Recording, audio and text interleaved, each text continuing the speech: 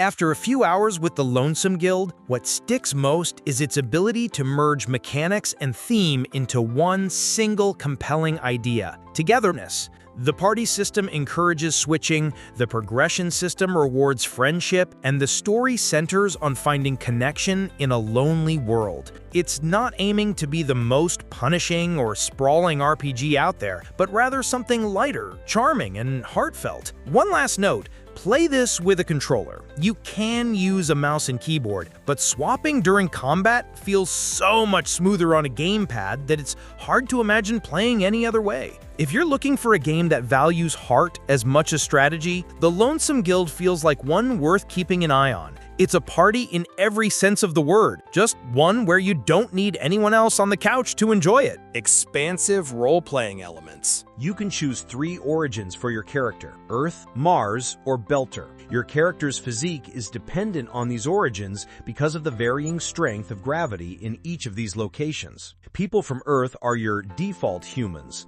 of average height with a medium build. Martians are taller and bulkier, while Belters are extremely tall and very thin. As many will know, the Expanse television show began as a low-budget production. As such, there were often compromises between what was depicted on screen and what was lore accurate to the setting, such as the variation in character physiology, which would have required expensive special effects to maintain for every scene.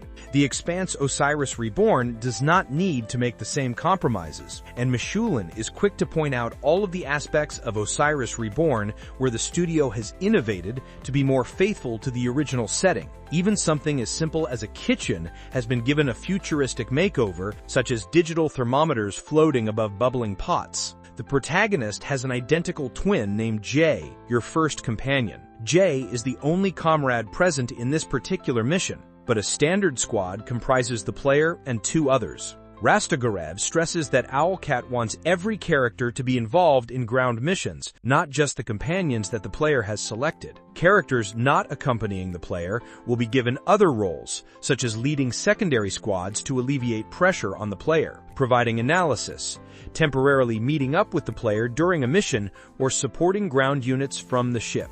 Everyone will play a role, and no one will become the character who is left behind and forgotten every mission. An unwelcome guest. We see our dynamic duo interact with their colleagues aboard a paramilitary space station after having just returned from a contentious mission where they claimed a ship through the right of salvage. There's a charm to these interactions, but I will note that some of the voice acting occasionally feels a little unnatural and/or forced.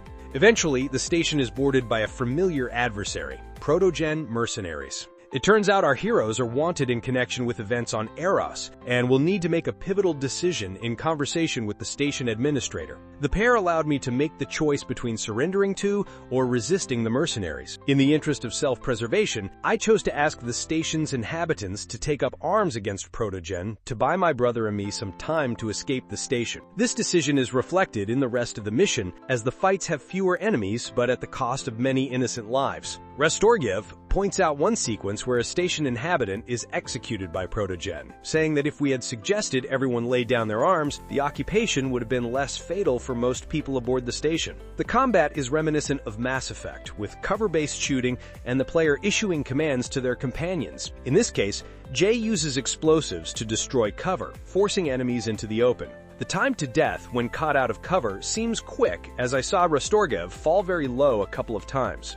In my view, combat is where Osiris Reborn could use the most polishing. Tactile, satisfying gunplay is tricky to pull off. Your shots have to feel visceral, the animations have to look reactive, and weaving in movement has to feel smooth. Even something as simple as the animation for a health bar depleting has to feel thematically appropriate. There's a sort of stiffness to Osiris Reborn's animations. Shooting an enemy causes blood to begin spurting into the air haphazardly, but the visual feedback doesn't feel reactive to your rate of fire. The in-combat movement is rigid and not as free-flowing as it could be. The combat environments are reactive. You can see panels flying off walls and cover exploding when struck with gunfire or explosives. The sound design in space sections is interesting because everything is almost inaudible. There's no sound in space, but Mishulin explains that some sound is being reflected by the station itself, resulting in the muted sound we hear. Sci-fi realism is a common trend in Osiris Reborn. The characters stick to the surface of the station with a combination of magnetic boots and thrusters. The walking animation becomes a series of small jumps to reflect this.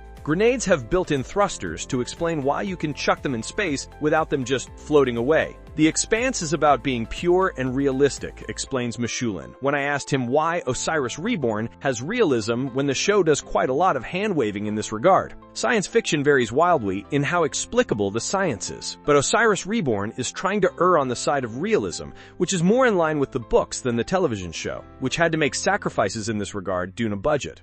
Eventually, we escape our protogen pursuers and live to fight another day.